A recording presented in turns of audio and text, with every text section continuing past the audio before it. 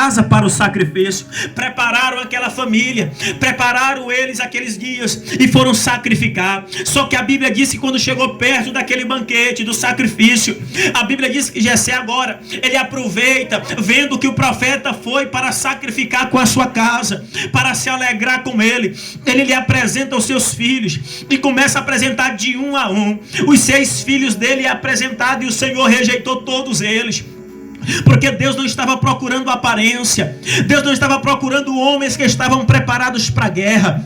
Deus não estava procurando homens que queriam se amostrar para outro homem, não. Deus estava procurando homens que tinham um coração sincero, que tinham um coração aberto para ouvir a sua voz.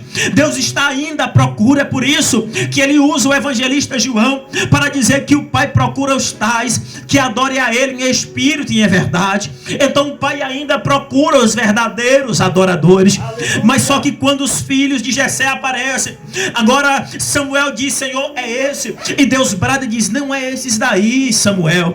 Nenhum desses daí eu escolhi. Esses daí são perfeitos em aparência, eles são belos, porém o coração deles estão negros, o coração deles são poluídos, o coração deles são sujos.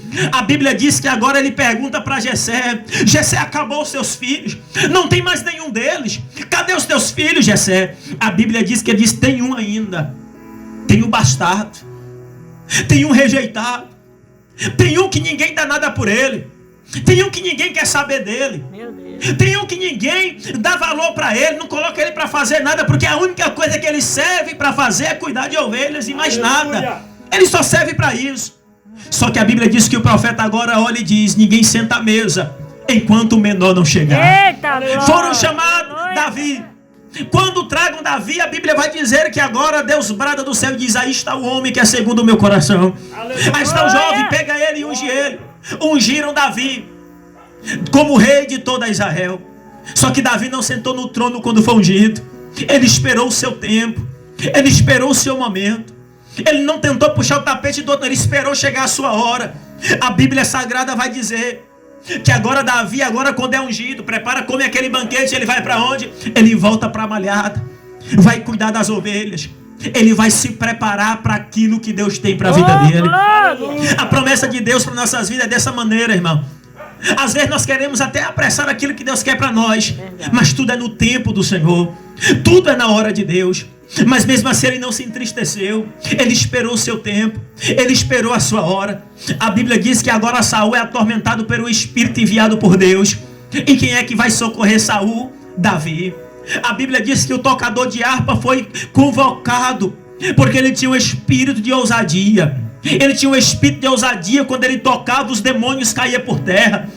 A unção que estava sobre a vida dele era tão grande que não precisava ele dizer nada. Só em ele tocar, Deus, aleluia, usava o dom que ele tinha para repreender aqueles espíritos malignos que estavam na vida daquele homem. Davi é convocado para estar agora diante do rei. O rei atormentado, Davi tocava, ele se acalmava.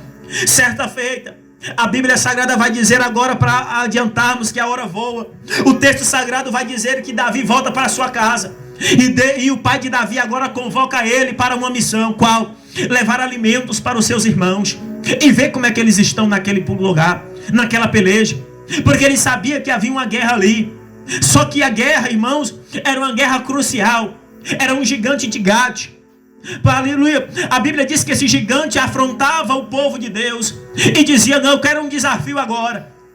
Não preso uma peleja com muitos soldados, não. Só quero um de vocês. Só um para me enfrentar. Só um para vir agora diante de mim. Se nós vencer, vocês vão servir a nós. Porém, se nós perder para vocês, a partir de hoje nós servemos a vocês. A Bíblia diz que foi 40 dias aquele homem atormentando aquele povo, desafiando eles. E eles com medo, temendo.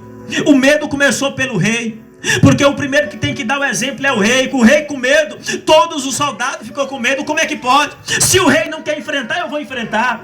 Se ele quer para ser linha de frente, não vai, eu vou nada, eu vou recuar.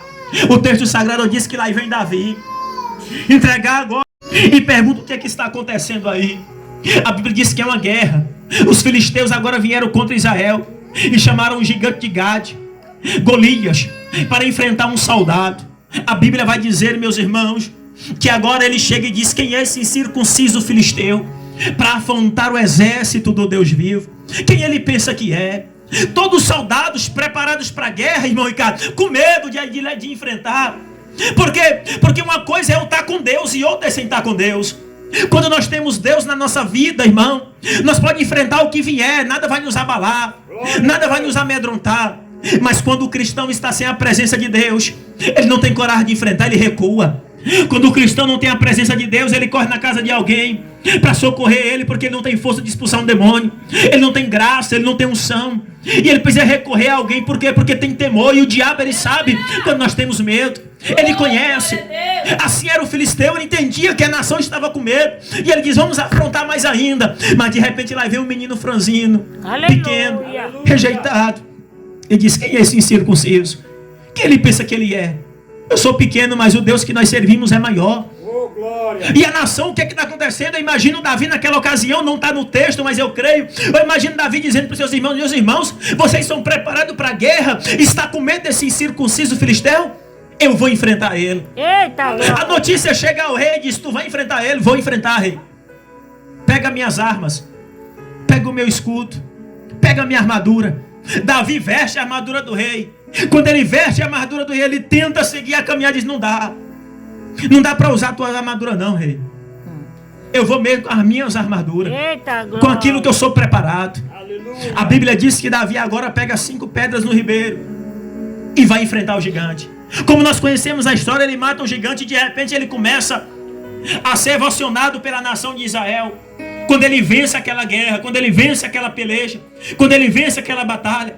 E a Bíblia diz que Davi estava ali mesmo ele ficou, não foi mais para a casa dos seus pais. Só que de repente a Bíblia vai dizer que Davi, ele se tornou um dos melhores soldados de Israel. Deus agora tornou ele um homem cheio da presença, aleluia, cheio da graça. Tinha tudo, porque quem tem Deus tem tudo, irmão.